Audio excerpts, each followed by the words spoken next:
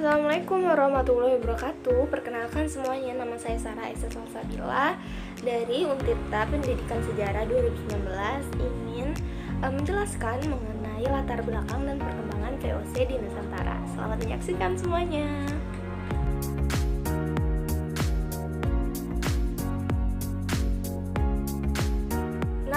Sebelum kita menuju ke perkembangan VOC di Indonesia, terlebih dahulu kita harus mengetahui nih, apa sih latar belakang terbentuknya VOC? Ketika orang-orang Eropa melakukan pelayaran samudera, mereka tentunya menyadari jika melalui pelayaran samudera ini mereka mendapatkan banyak sekali keuntungan di bidang perdagangan. Nah, selain mendapat keuntungan, mereka tentunya menyadari akan mendapatkan ancaman berupa persaingan dagang antara negara-negara di Eropa, bukan hanya di Eropa saja sebenarnya, negara-negara Asia seperti Cina, lalu ada pedagang dari Arab, Persia, dan juga India. Tentunya saja untuk menghadapi hal tersebut, mereka membuat atau membentuk suatu persekutuan dagang. Nah, dipelopori oleh Inggris pada tahun 1600, mereka membentuk persekutuan dagang yang disebut dengan East India Company atau AIC dengan Kalkuta, India sebagai pusatnya. Nah, pada 20 Maret 1602 barulah Verenigde Oost-Indisch Company atau VOC didirikan di Amsterdam. Sebenarnya wacana untuk membentuk kongsi dagang atau persekutuan dagang di Belanda ini sudah ada sejak akhir tahun 1500-an, namun baru terrealisasi pada tahun 1602. Nah, lalu apa sih tujuan didirikannya Verenigde Oost-Indisch Company atau yang mulai saat ini kita panggil VOC?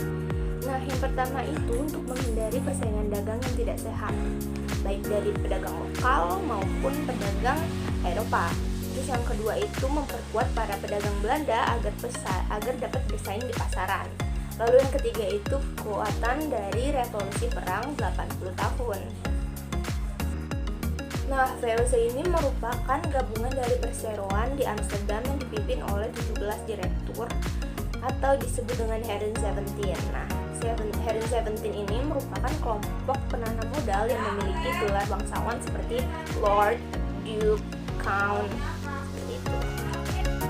Nah, barulah kita masuk ke perkembangan Verenigde Oost-Indisch Company atau VOC di Nusantara. Nah, sebelumnya VOC ini mengirimkan pelayaran pertama atau angkatan pertama mereka untuk mengunjungi Banten dan berlayar kembali melewati Selat Malaka. Lalu di angkatan kedua, angkatan ketiga, angkatan keempat mereka berangkatkan pelayaran tersebut. Nah, setelah itu mereka ketika sudah berlayar menuju Nusantara, mereka mendapatkan pasang surut keberhasilan seperti dapat merebut benteng Spanyol, dapat masuk ke Banten dan sebagainya. Nah, hingga akhirnya pada angkatan kelima pelayaran VOC ini merupakan angkatan paling berhasil karena mereka berhasil membuka perdagangan dengan Banten dan Ternate, namun gagal merebut benteng Portugis di Tidore. Meskipun banyak sekali tantangan dan pertentangan antara VOC dengan pedagang maupun penguasa lokal di Nusantara karena teknik perdagangan mereka atau teknik dagang mereka yang berupa monopoli perdagangan yang tidak sesuai dengan teknik tradisional yang biasanya para penguasa lokal maupun pedagang lokal lakukan.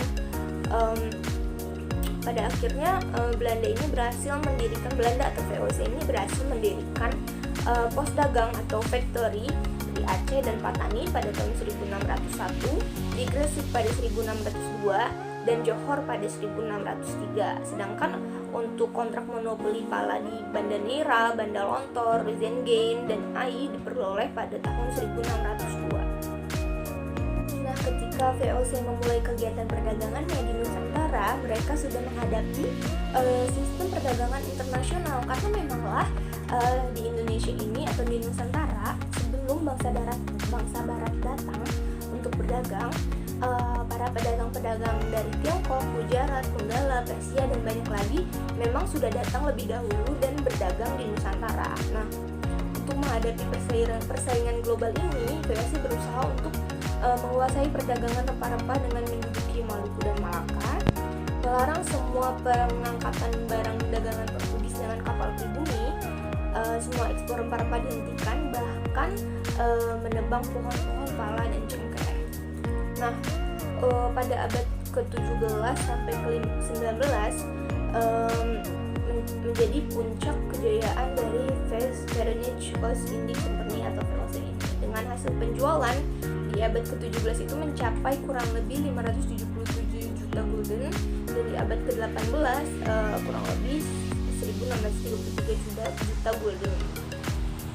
Bahkan sampai sekarang masih bisa kita ketahui jika VOC ini memiliki penghasilan atau perusahaan dengan penghasilan terkaya mengalahkan Apple, Samsung, Microsoft dan lainnya hingga detik ini. Nah,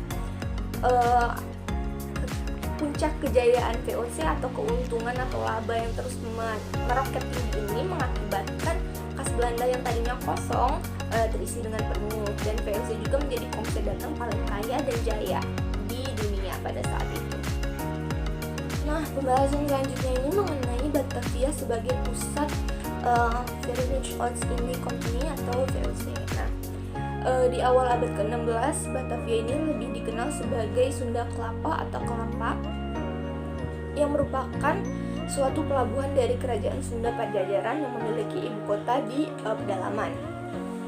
Sedang di abad ke-17, Sunda Kelapa ini berganti nama menjadi Jayakarta ketika dikuasai oleh Kesultanan Banten.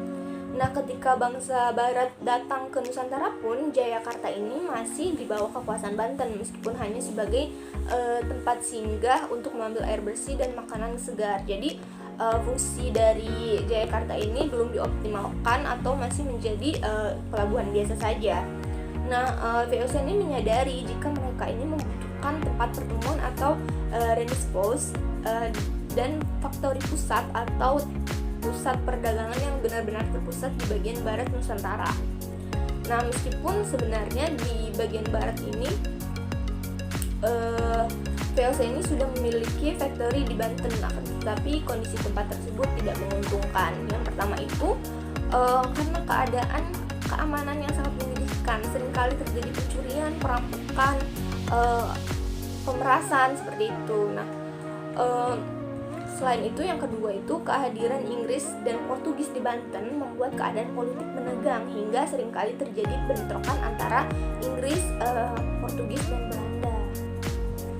Nah, pada tahun 1609 selaku gubernur jenderal pertama VOC yaitu Peter Both meminta izin Pangeran Jakarta seorang penguasa di Jayakarta untuk membangun suatu benteng dengan yuridiksi sendiri dan bebas dari bea cukai. Meskipun terhambat izin dari Henry XVII atau 17 direktur utama VOC, akhirnya pada Januari 1611 barulah dibuat kontrak yang memberikan izin kepada VOC untuk membuat bangunan dari batu dan kayu di lapangan yang terletak di Pecinan dengan ukuran 50 dan 50 fadem dengan ketentuan membayar sebanyak 1.200 rial kepada Pangeran Jakarta.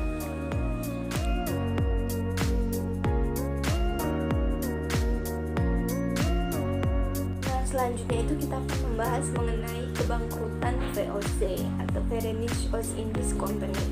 Nah, pada 27 Maret 1749, Raja Wilhelm keempat, raja dari Belanda, menjadi penguasa tertinggi dan panglima tertinggi tentara Verenigde Oost-Indie Company.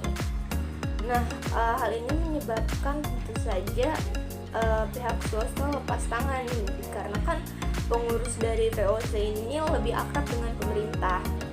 Karena bagaimanapun VOC yang merupakan awalnya kongsi dagang swasta diambil tangan di tangan pemerintah, mengalami kemerosotan yang sangat parah.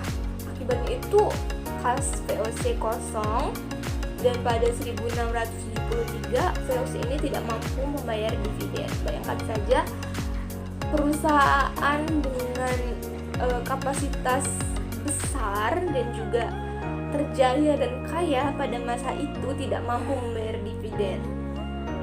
Selain itu, selain permasalahan yang tadi itu yang VOC diambil alih oleh pemerintah, pihak swasta lepas tangan, kas VOC kosong, ada pun budaya suap dan korupsi di VOC itu yang merajalela hingga akhirnya beban hutang itu semakin besar sehingga VOC itu bangkrut dan gulung tikar secara resmi pada 31 Desember 1799. Ya teman-teman, itu tadi penjelasan singkat dari latar belakang terbentuknya VOC dan juga perkembangan VOC di Nusantara. Kurang dan lebihnya saya mohon maaf. Terima kasih telah menyaksikan semuanya. Wassalamualaikum warahmatullahi wabarakatuh. Kita bertemu lagi di video lain ya. Dadah.